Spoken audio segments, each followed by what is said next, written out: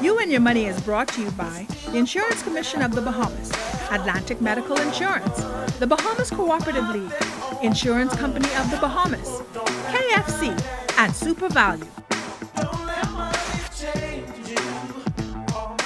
The debate rages on. The national budget is now in the Senate, and the upper chamber is about to pass this bill, this legislation, to ensure that we can move ahead with the running of the affairs of the country. Good evening. Welcome to You and Your Money. I'm Carlton Smith, and as you know, the private sector has been intimately involved in the discussion on the national budget, from the communication presented in Parliament by the Minister of Finance and Deputy Prime Minister, the Honourable K. Peter Turncrest. I'm pleased to welcome in studio tonight two organizations that have been at the forefront of those discussions: the Chamber of Commerce, the Bahamas Chamber of Commerce and Employers Confederation, its CEO, Edison Sumner. Good evening. Welcome to You and Your Money. Good evening, Carlton. And the Managing Director of the Organization for Responsible Governance, Matt Aubrey. Good evening. Welcome to You and Your Money. Thanks so much for having us. So, gentlemen, many people hear about the Chamber, hear about org, and they wonder, what relationship do you have with the government? What is your role? What type of relationship do you have with the government? So the Bahamas Chamber of Commerce is the private sector representative organization, and we do a lot of work with civil society, Bahamas as well. And our role really is to be that voice of the private sector and to be the main liaison between the private sector of the Bahamas and the government of the Bahamas. And because of that, it's always very important for us to keep an open dialogue with government. No matter which party's in power, we have to keep an open dialogue with government and with the governance structure, right? Meaning that we have to have occasional discussions with parties in opposition as well, because it's important for us to understand the thinking behind certain things that they're doing or that they intend to do, so that we can prepare ourselves properly.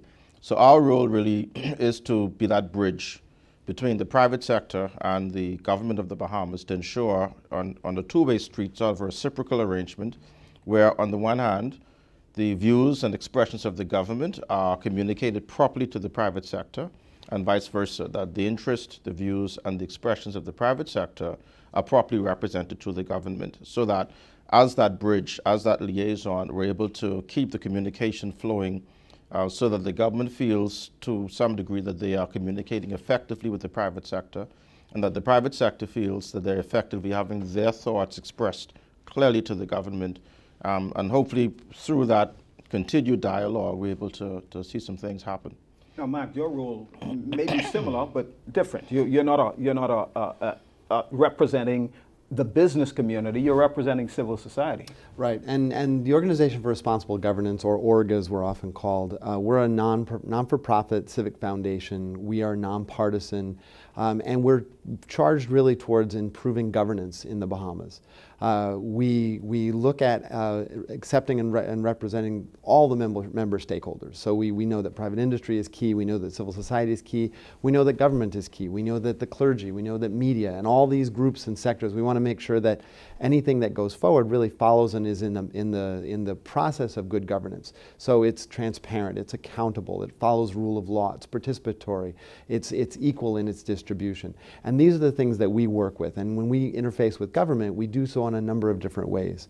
We do research, and we might develop research on a particular item and then pass it on to both public and government. We may work in consultation with government on particular items.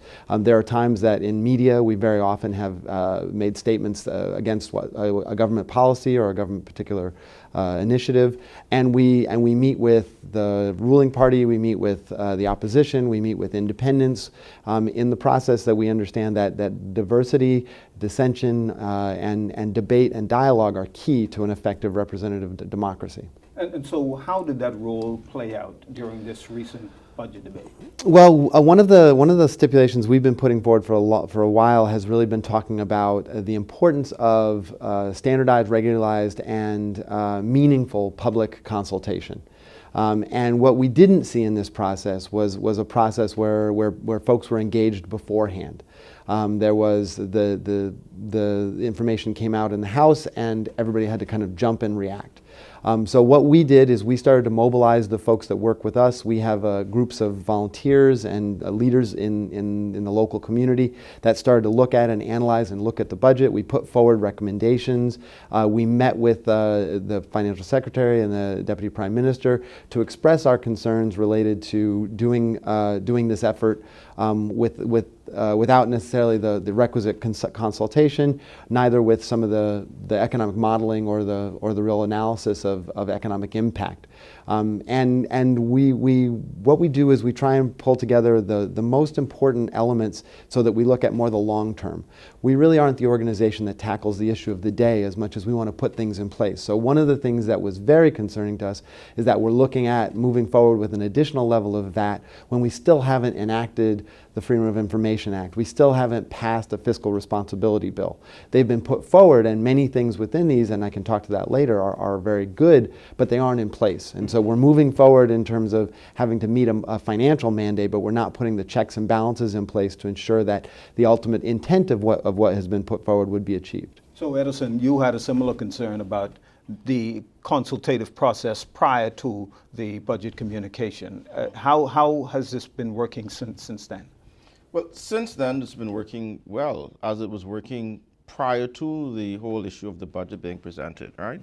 So similarly, we had a very major concern, and we expressed those concerns I thought, very forcefully to the government, that we were not satisfied. And in fact, we actually came and we actually said we objected to the increase in the VAT, not necessarily because of the increase in the rate to the VAT, but we didn't like the process. We thought the process could have been done better. In the past, we would have had very extensive consultation with the government on the introduction of value-added tax.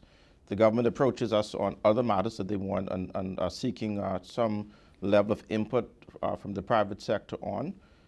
But in this instance, for some reason, the government chose to not talk to anyone about the VAT increase.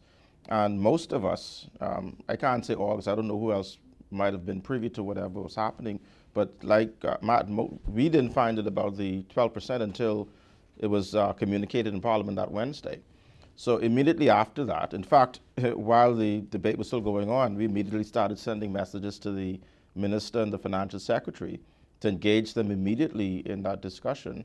And we had a chance to meet them the day after, which is on the 31st of May. We expressed our disappointment again to the government that they did not consult with anyone, as far as we were aware, coming into that communication. But since then, we've had some further discussions about it. We've seen some of the ideas that we've expressed being implemented into some of the government's policies now. But the major concern that we had coming into this budget was the fact that the real main issue was that there was no consultation. Okay, right. I'm going to pause right there for our first commercial break. You're watching You and Your Money. My very special guests this evening are representatives from the Chamber of Commerce, its CEO Edison Sumner, and the Managing Director of ORG, Organization for Responsible Governance, Matt Aubrey. We'll continue in a moment. If you've made a claim but feel your insurance company isn't treating you fairly, go through their complaint process. If you're not satisfied, complete the Commission's complaint form and attach the final position letter from your insurer along with a copy of your policy documents so we can investigate. You can collect a complaint form from the Commission or visit our website www.icb.gov.bs. This message was brought to you by the Insurance Commission of the Bahamas, protecting the interests of Bahamian policyholders. At TCL Group, we are nation builders, and we invite you to join us. Support Bahamas Business Outlook. Sponsor You and Your Money. Advertise on Bahamas at Sunrise. Be a nation builder. Partner with the Counselors Limited. Email us at adagency@tclbahamas.com or call 322-1000.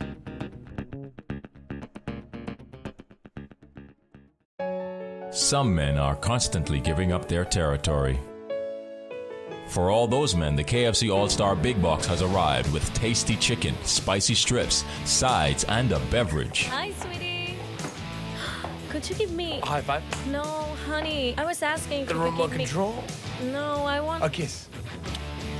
You're so pretty. KFC Big Box. You'll do anything not to share it. KFC, celebrating 50 years of finger-licking good. Tune in to Bahamas at Sunrise, the nation's only live morning show. 6:30 a.m. Mondays and Fridays, and again at 8 a.m. on Mondays, Wednesdays, and Fridays, and 9 a.m. on Saturdays. Get your weather, fresh talk, engaging conversation, and lively performances with hosts Anastasia Palacios and Phil Simon. Wake up with Bahamas at Sunrise.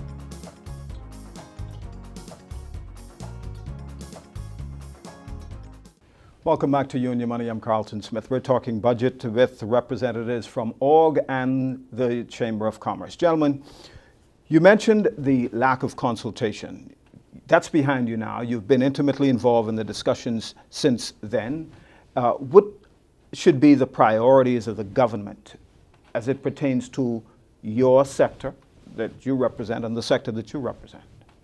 I think from a civil society standpoint, and I guess let me back up, it's not even civil society. For what we see to kind of stabilize and ensure the financial future of the Bahamas, we think it's key not only that they look at, as they have here, instituting appropriate levels of revenue, but more importantly, much as what was stated by the Deputy Prime Minister, they look at how they make sure that government spending is as effective and efficient as possible.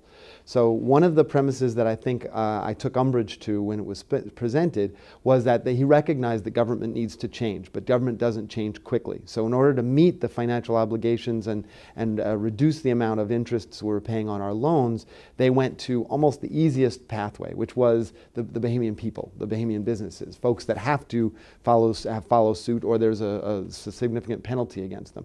So if that's the case, then what we need assurance to look that government is actually reducing its impact, that it's spending its money appropriately, that jobs and performance on those jobs is to the benefit of the Bahamian people. Because ultimately that's what this is the use of the Bahamian people's monies towards their better quality of life, towards the sustainable future.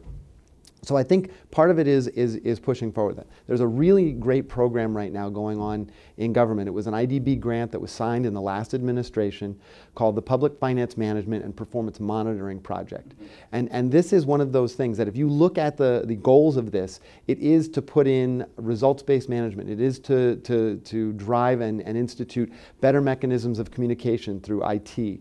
It is to ensure that there's a better and more transparent way of monitoring and looking at government spending across the way, so that there becomes a better balance of how we ensure that the government will maintain its buoyancy financially. At the same time, we need to push forward and force the issues of passing a Freedom of Information Act. A Freedom of Information Act. We're going to talk about those pieces of legislation. So legislation would be the other component. So I think that while we're looking at the immediate impact of this increase in VAT and the reduction of certain things, we need to also take some time and some energy to put towards making sure these things that are in the future maintain the original intent of what this is supposed to be. What about your priorities? Well, the priorities for the private sector, the business community, is that I think most people will say that they don't mind paying taxes. It's a part of life, it's a part of business, but it's the rate of tax that you're required to pay. But even at that rate, it's also going to be about how do we make the ease of doing business more efficient? How do we cause businesses who are in business to be able to operate effectively and not feeling that they're under the strain where they're making money just for the government to pay fees?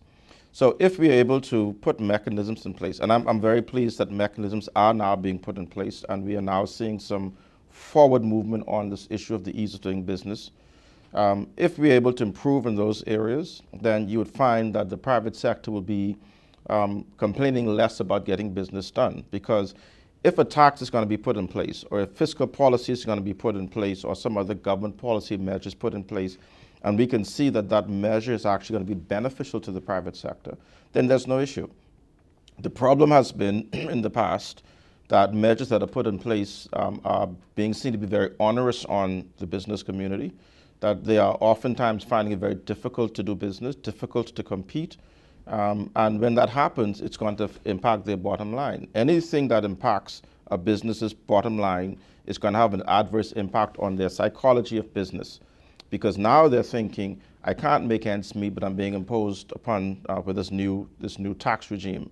or I'm having a difficulty even getting business done, so I can't even make revenue because of the environment that I'm in. If we're able to improve the environment of doing business, then the government will raise its revenue, as they have been doing for the last several years since we introduced VAT. We think it's one of the most efficient tax systems for collecting taxes that you can find, and that is because of the partnership between the government and the private sector, in that we are the ones collecting the revenue on behalf of the government, and we're turning it over every month, every quarter. Okay, You know. I want to pause right there, because when we introduced VAT in 2015, prior to that, the consultants from New Zealand said you must introduce freedom of information legislation as Right. well as fiscal responsibility legislation. Yes. None of that has been done as yet.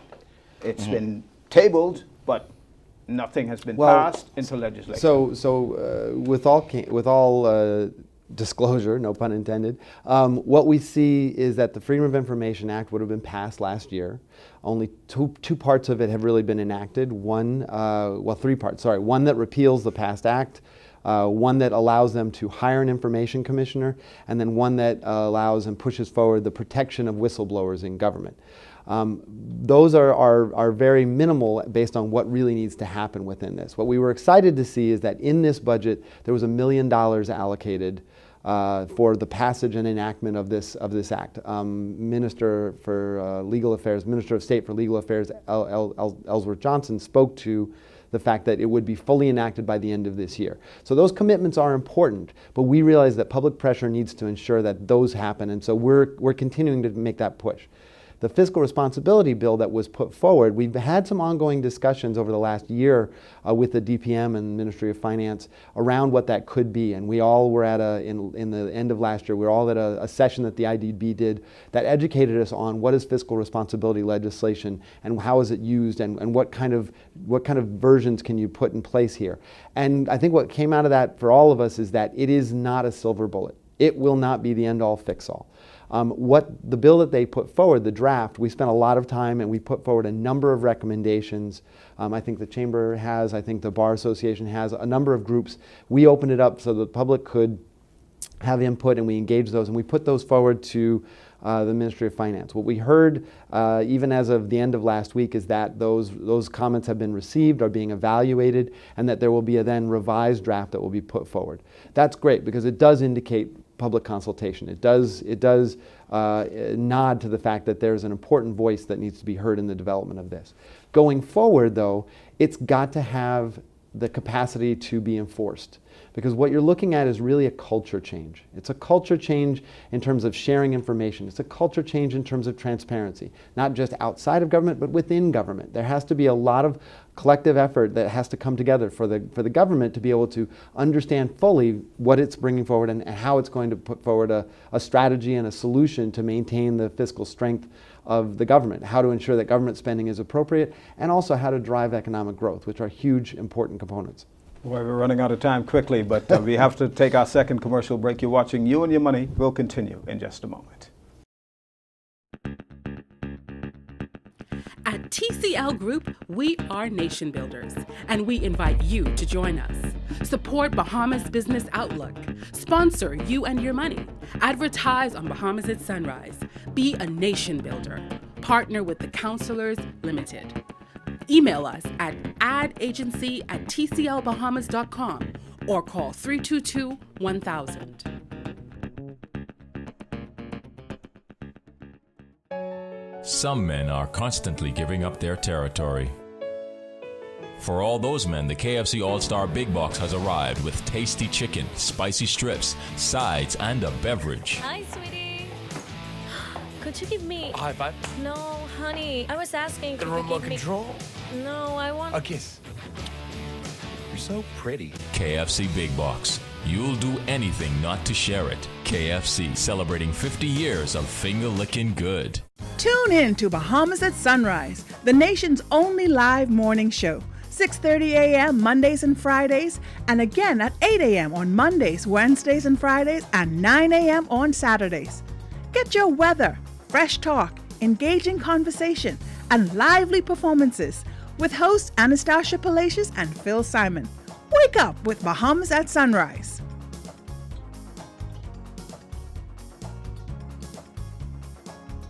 Your insurance policy is a legal contract between you and your insurer. When purchasing insurance, make sure that you give your agent all the details and that you fully understand the contract. Pay your premium on time and keep your contract and all receipts in a safe place. Any breach of the contract could result in cancellation of the policy or non-payment of a claim. And failing to make payments can cause your policy to lapse. For more information, visit www.icb.gov.bs. This message was brought to you by the Insurance Commission of the Bahamas. Welcome back to You and Your Money. I'm Carlton Smith. Edison, Matt raised some very interesting points about fiscal responsibility and the fact that it's not the be-all and end-all. But how important is fiscal responsibility legislation to the government convincing the people that what it is doing is supported by legislation? Yeah, I think it's very important. As you had mentioned earlier in the show, the idea when we talked about the introduction of VAT was there were to be other legislations that would accompany that, right? Freedom of information that Matt spoke to, fiscal responsibility. And while it's coming almost 5 years later, the fact is that there's been some work going on over the last 2 years talking about fiscal responsibility. We're pleased now that at least the bill has been tabled. It's out back up for public consultation, so all of us would have had a chance to make a contribution to it. So we headed in the right direction when it comes to that. I think based on some of the things we saw in the bill, there are some good points to it. There are some areas that needs to be cleaned up, we think. Some areas that needs to be revised even before it goes back to Parliament.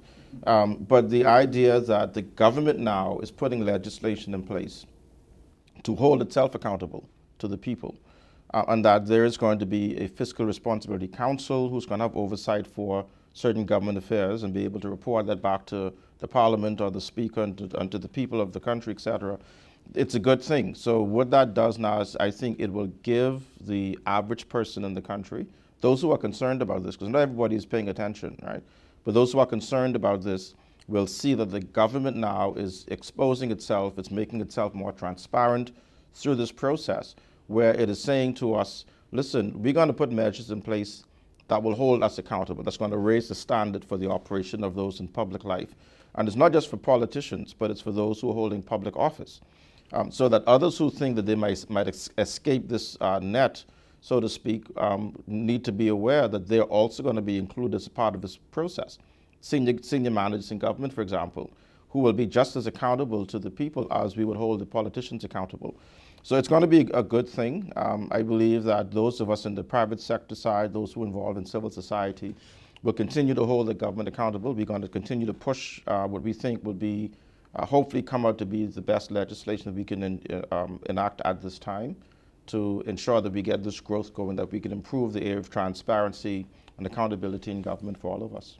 And so the Whistleblower Protection Bill is another piece of legislation that is necessary because it protects individuals in government who may have access to information of some malfeasance that may be occurring. Right. They won't be afraid to speak out. So there isn't as such a whistleblowers bill, and as you could understand, and we've heard from other countries in the Caribbean how challenging in a small developing island state with a pretty small community and population, how difficult ensuring the protection of whistleblowers is. So even if we have the protection, let's say Edison and I work in the same department, and one of us has the information, and so if it comes out, you're pretty clear where it's coming from. So a bill like that can be somewhat challenging. However, what we do have in place, and it was tabled last fall, is the Integrity Commission Bill. The Integrity Commission Bill is a very important one that I think people have not quite got their minds around how valuable this is. It really takes on corruption as an issue directly. It sets up an independent commission, and a commission that's reflective of people from independent sources, civil society, the private industry, the legal side, and it puts them in charge of really receiving and managing any claims or any instances or any trends related to corruption. They have the power to work with the independent director of public prosecution to actually pursue this on a legal side as necessary. They're also in charge of public education. They're also in charge of public disclosure. And accompanying that bill is about 40 pages about, 40 pages of code of conduct that says very specifically about those who are elected, appointed, or in public leadership, in public service leadership, how their responsibility is. It also talks very clearly about how somebody who has information can come forward to this independent source. And that's a key step forward. Secondly, you see an ombudsman bill that was tabled and hasn't yet been debated or passed. The ombudsman is really put in place not only to serve and support, a lot of people think about it from the business side, but the citizen, as you said, if there's maladministration in government and you have that concern, you've gone to road traffic and you think something's going on, you haven't received information back from the passport office, you have difficulties at registrar's office. This is an independent voice that can represent you to ensure that you get satisfaction or information or resolution of your particular concern.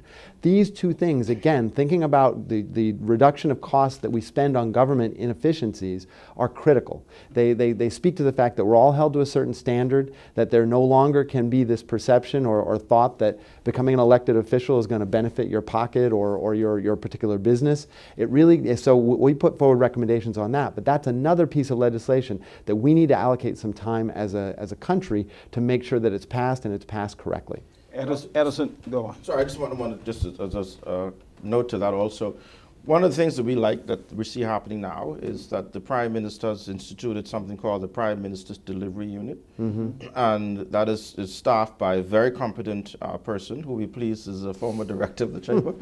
But the unit is put in place to ensure, and that is the word, to ensure that the policies of the government are being carried out, that the issues that Matt raised are issues that will become issues of the past, right? And that the plans that the government has, the promises that the government's made, the structure that the government is trying to achieve, that there is a mechanism in place to ensure that that happens and that it happens efficiently and that there is a better, more efficient and smoother operations within government across all the ministries and departments. Gentlemen, in 30 seconds, your final comments. I think the key part for us is not only we have to ensure that laws and policies are representative and transparent of the people's interests, we also have to build the capacity and the interest and the comfort of our citizens to be a part of that dialogue of governance. And that solution is what we're really pushing forward toward. And we have got to be also mindful that partnerships between the government, private sector, civil society, and other groups is very important. The government cannot do it on their own. The private sector cannot do it on their own. We have to bring all of these elements together to build the kind of country that we want, to build the kind of resilient economy that we are looking to build. If the government tries to do it on its own, they will fail. If the private sector tries it on its own, it will fail because we cannot operate in silos. There has to be a coming together, government, private sector, civil society, in order to build and to grow our economy. Gentlemen, thank you both for sharing this evening on You and Your Money. I'm sure you have much more to talk about, but hopefully at another time. Time is always too short, Carlton. Always too short. Hopefully we'll have another forum that you can express more eloquently all of these views that you have on these major issues as it concerns the legislation and the introduction of or the implementation of the national budget. That does it for this edition of You and Your Money. For the entire TCL Group, I'm Carlton Smith. You and Your Money was brought to you by the Insurance Commission of the Bahamas, Atlantic Medical Insurance, the Bahamas Cooperative League, Insurance Company of the Bahamas, KFC, and Super Value.